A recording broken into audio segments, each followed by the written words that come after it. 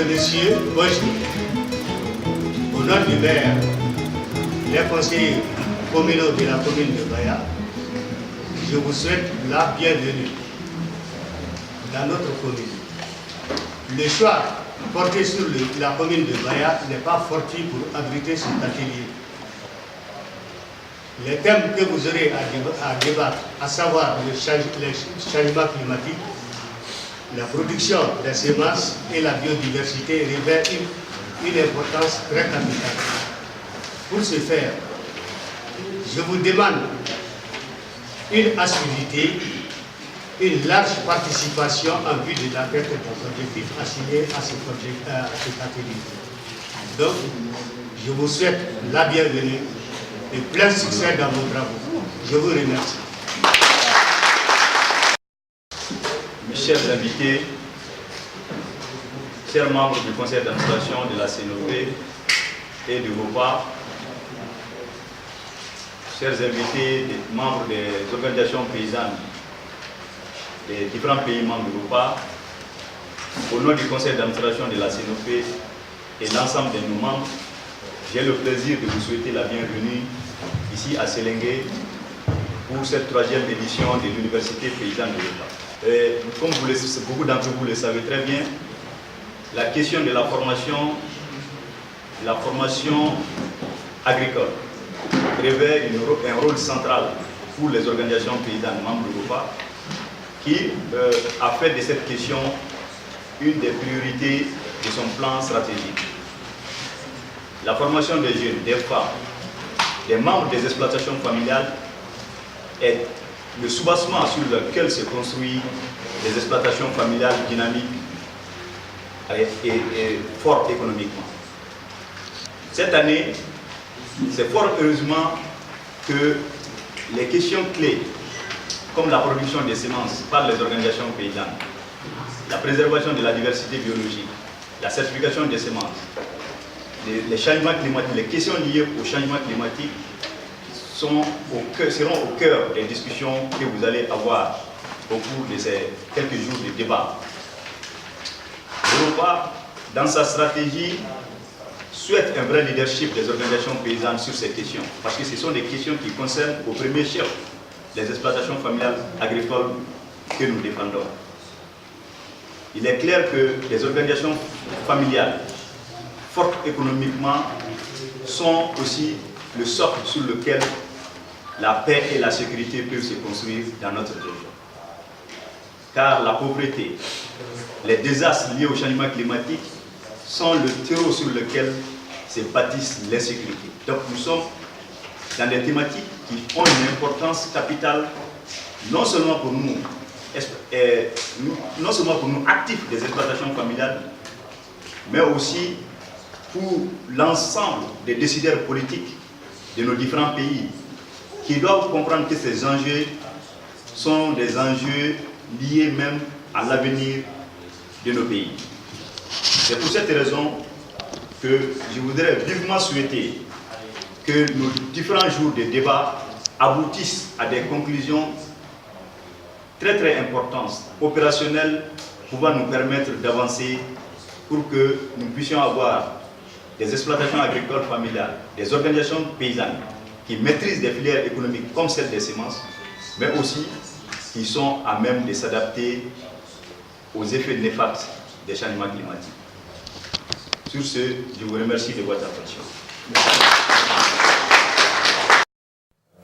Autorité présente sur la table, avec respectifs, c'est un plaisir pour le programme Changement climatique, agriculture et sécurité alimentaire, en abrégé CA, notamment toute l'équipe de chercheurs et de partenaires qui sont venus ici à Baya.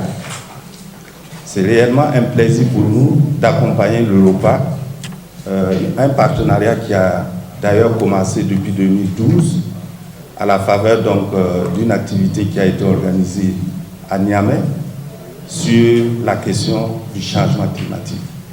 Vous conviendrez tous, comme l'ont dit certains prédécesseurs, que la question du changement climatique est une question transversale. Elle concerne tous les secteurs de la vie, pas seulement l'agriculture, mais en particulier en ce qui concerne le repas, où il faut promouvoir les exploitations familiales. Il est important que la dimension changement climatique soit prise dans toute son importance. C'est dans ce cadre que ce programme a décidé de développer ce partenariat avec l'Europa en vue d'accompagner tous les acteurs du niveau régional au niveau national afin de leur produire et leur diffuser un certain nombre d'options d'agriculture intelligente face au climat qui pourraient vous permettre et vous capaciter afin qu'ensemble nous puissions venir à bout de cette menace additionnelle qu'est le changement climatique. Nous sommes là pour aussi apprendre de vos besoins et aussi de vos connaissances, car c'est en partant justement des connaissances existantes que les chercheurs peuvent arriver à améliorer justement l'ensemble des options technologiques, des approches et des technologies. C'est pourquoi je me réjouis une fois de plus que ce partenariat fructueux qui a commencé depuis 2012 va culminer avec notre participation à cette université paysanne, et nous espérons pouvoir continuer à apporter notre soutien d'une façon ou d'une autre pour les autres universités à venir. Je ne serai pas long, je vous remercie et je vous souhaite un bon atelier. Merci. Monsieur le représentant du sous-préfet, Monsieur le représentant du maire de la commune rurale de Baya, Monsieur le directeur des programmes de CECAP Afrique de l'Ouest, Monsieur le représentant du Cora Weka, frères et sœurs, productrices et producteurs,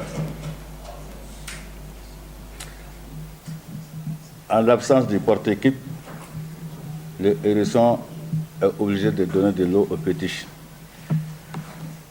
Je ne suis pas le président du repas, mais je suis son représentant. À ce titre, je voudrais, ici, au nom du président du repas et de l'ensemble du bureau exécutif, vous souhaiter la bienvenue à Selengue, au centre Nyeleli. Nyeleli, comme vous le savez, comme vous pouvez le constater, est favorable aux échanges et j'espère que nous saurons en profiter pour faire de cette session de l'université un succès. Je ne vous apprends rien de nouveau en disant que l'université paysanne fait partie des grands chantiers du repas, à côté du forum des affaires, des cadres de dialogue permanent sur les politiques avec la recherche et l'Observatoire des exploitations familiales. La session de l'université paysanne qui se tient au centre Nyeleni est en droite ligne avec les deux premières éditions tenues respectivement en mars 2014 à Ouagadougou et en décembre 2014 à Cotonou. Ces éditions ont été réalisées en essayant tant bien que mal de respecter la vision, les orientations stratégiques et pédagogiques qui fondent la spécificité de l'université paysanne du repas. Mesdames et messieurs, chers participants, la session 2015 de l'université paysanne pays est centrée sur deux thèmes majeurs que sont la production de semences par les organisations paysannes, le renforcement des capacités des leaders de paix sur la problématique des changements climatiques et de l'agriculture intelligente. Voilà les deux thèmes qui ont été retenus. Pourquoi les semences? Nous disons aujourd'hui la semence, c'est la vie. Et sur le cheval de bataille du repas est l'atteinte de la souveraineté alimentaire. En relevant un certain nombre de défis, pour atteindre la souveraineté alimentaire, il faut être en mesure d'avoir des semences améliorées et performantes qui vont nous permettre effectivement d'atteindre cet objectif. Quand nous parlons de la chaîne de valeur, pour arriver à une vraie chaîne de valeur, pour permettre aux producteurs d'avoir des revenus plus consistants, il faut effectivement que ces producteurs arrivent à maîtriser les outils et les thématiques qui sont d'actualité. C'est ainsi.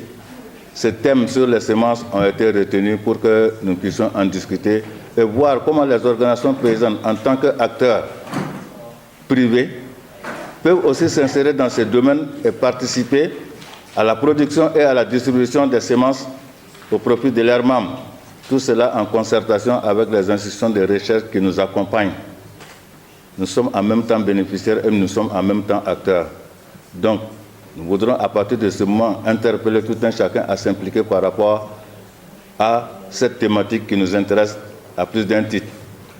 En ce qui concerne effectivement les changements climatiques, c'est un défi.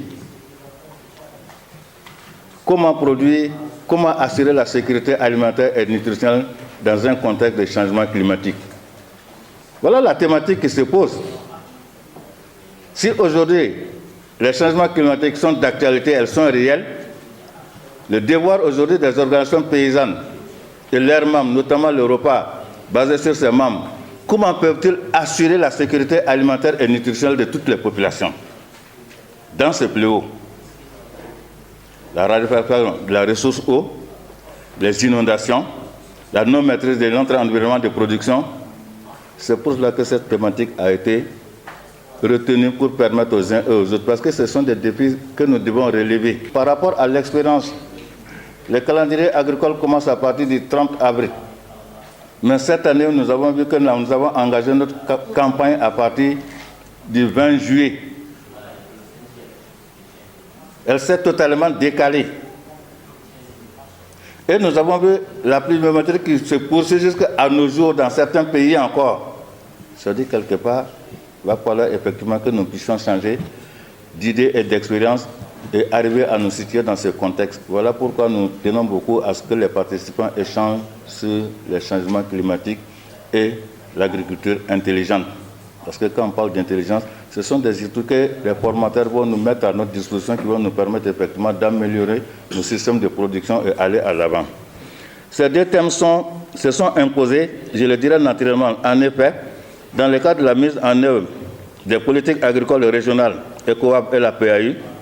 La problématique des semences et des changements climatiques ont connu un coup d'accélération avec le lancement de l'Alliance pour l'industrie sémencière en Afrique de l'Ouest, ASIWA, à Abidjan en juillet 2015, et de l'Alliance pour la mise en œuvre de l'AIC à Bamako en juin 2015.